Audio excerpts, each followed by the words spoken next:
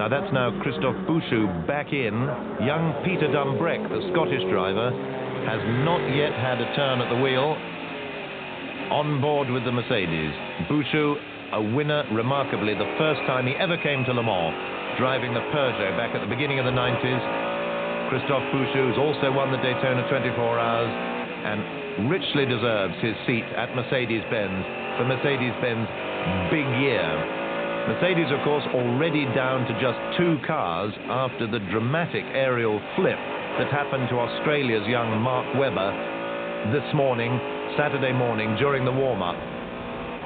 Paul Webber had experienced the same aerodynamic problem in the third Mercedes, which he was due to share with Jean-Marc Gounon during Thursday's qualifying laps. Mercedes have been worried about this, and for the race they've added new big extra trim tabs to the front of the nose of both the number 5 and number 6 Mercedes-Benz.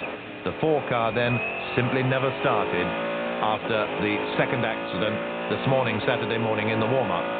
So we've seen Bouchut take the first of the right-handed chicanes on the Mulsanne straight. The chicanes have been with us for about 15 years now, but it used to be one straight blind with the cars reaching over 240 miles an hour.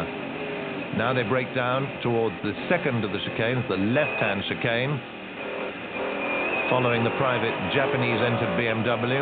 Little tweak of the tail there. If he overtakes one car, he finds his way blocked.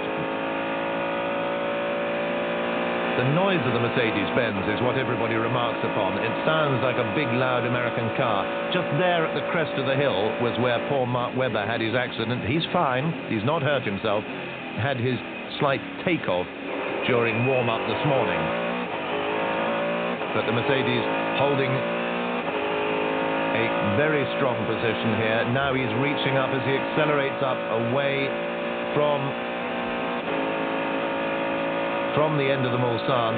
The car is now moving at nearly 200 miles an hour as he comes up to the final right-hand kink that brings him down to Indianapolis corner. This is a very unstable part of the track. Got to get back over on the right-hand side, use the banking, and head up the short squirt to Arnage corner.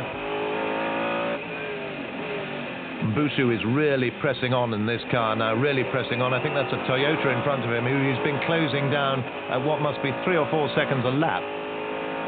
This now is the fastest part of the course. The Mercedes flying in pursuit of one of the Toyotas. You can see somebody's exhaust flaring out on the overrun up ahead, much more dramatic at night, as we will see in a few hours' time. Up the inside of one of the back-marking Porsches, and he really is right up behind the Toyota now. Bouchut is really flying. We've caught him on a very hot lap indeed. Trying to see if he can dive down the inside. These are all called the Porsche curves. Is he going to make it on the right? No, he isn't. Traffic ahead, he's going to have to hold up.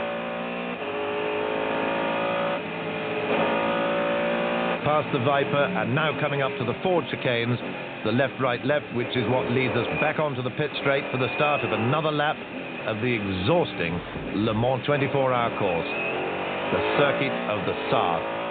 And he's actually going to get past the Toyota as well, so this really was a quick lap, which we've been privileged to ride with Christophe Bouchut in the Mercedes CLR.